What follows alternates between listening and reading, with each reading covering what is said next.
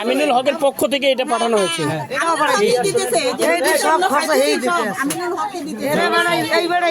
আর কোনো কেউ আইলো না, মিরপুরের মধ্যে আর কোনো সোনার এমপি আর কোনো জামাতের এমপি কি আসছিল? ভিড়াইবো আমা করে, আইবো তো ভালো কথা, আমাকে ঝাড়ু দিয়ে ভিড়াইবো। ওর ভাই খাওয়ানো হয় না, আবার মানুষের খাওয়াবে কোনটা? ওই নিজে মানে কে ফকির? ওই নিজে ফকির। কে ফকির? কে ফকির? আমি এইটা ওই কি বাতেন বাতেন কে? ওই যে কর্নেল আব্দুল বাতেন, কর্নেল ওই ইয়ে দাড়িওয়ালা, ওদের দুনের খয়রাতি। ওই দুনের কি খয়রাতি? ওই আপনাদেরকে সাহায্য করে? কোন কবে করছে, কই করছে, কেমনে করছে? আইছে এই যে 10 দিন, আজ 10-17 দিন আমরা পানি চলে দেখলো, আমিনুল দেখছে, আমাকে আর কেউ যায়নি। আইয়া তো আমার নিজে দেখে গেছে। আর ও তো এই যে আমিনুল ভাইয়ের তরফ থেকে কিন্তু এই যে জনছায়া ফাউন্ডেশন আসছে, কেমন উদ্যোগ এদের? এটা তো আমাকে ভালো, আমরা তো না খাইয়ে মরতে আছি, আমরা তো না খাইয়ে মরতে আছি। পানি আমরা কই রানমু, কই খামু, কই বা কি কোন মাল জিনিস দরকার না, আমাকে মাইয়া বলা দিয়ে তো দরকার, মাইয়া বলা দিয়ে দরকার না। এই মাইয়া বলা বাঁচাতে যাই কিন্তু আমাকে কত টানার করবো।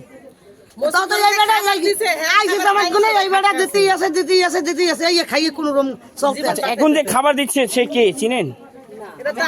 জানি তো না। মানে এই যে এখন যে দিল জনছায়া ফাউন্ডেশন, আমিনুল হক, আমিনুল হক দিছে।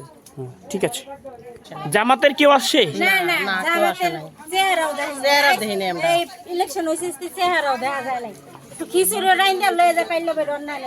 বিএনপির তরফ থেকে কেউ আসে? বিএনপির তরফ থেকে আমিনুল হক ভাই 3 দিন ধরে খাবার দিতে আছে, বস্তির মানুষ খাবার খায় বাঁচতে আছে, খিচুড়ি রান্না করে দিতে আছে, দুপুর দিতে আছে, রাত্রে দিতে আছে, এই খাবার খাই সবার জীবন বাঁচতে আছে। কি চান আমিনুল ভাইয়ের কাছে?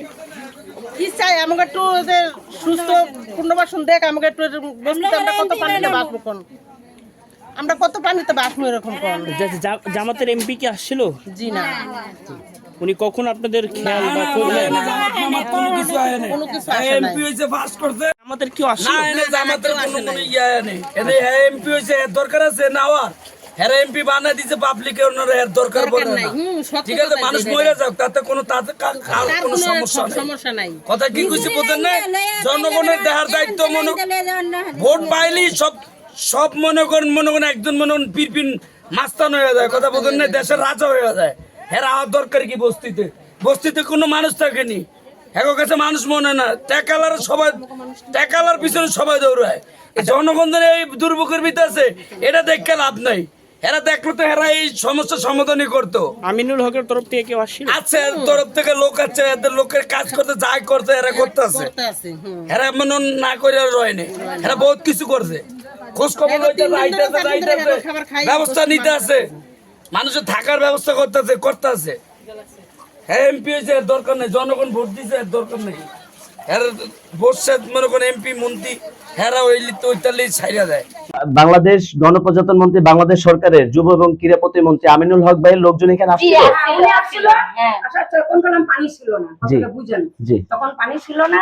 এই যে আমাদের ওদিকে ফাঁক আছে, বুঝছেন, ওই পুষ্কুনি, এটা হলো পিছনে পুষ্কুনি। তখন যখন আসলো আমিনুল হক, তখন পানি ছিল না, বুঝছেন, অল্প অল্প বৃষ্টি ছিল, অল্প পানি। তখন আমাদের লোক তো বললো যে আমাদের ফাঁক আর আমাদের রাস্তাটা একটু পাকা টাকা করে দিলে কাদার ভিতরে চলাফেরা কষ্ট, পানি থাকলেও পাকা থাকলেও চলা যায়। তো উনি বললো যে ঠিক আছে, এই ব্যবস্থা আমরা করে দিব।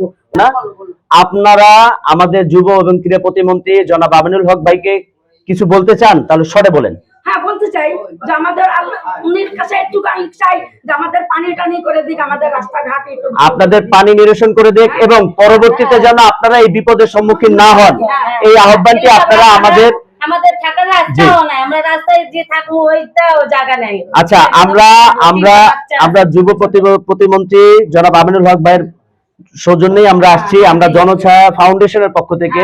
হ্যাঁ, উনি আমাদেরকে পাঠিয়েছেন আপনাদের কি খোঁজ খবর, কি অবস্থায় আছেন সেটা জানার জন্য। আপনি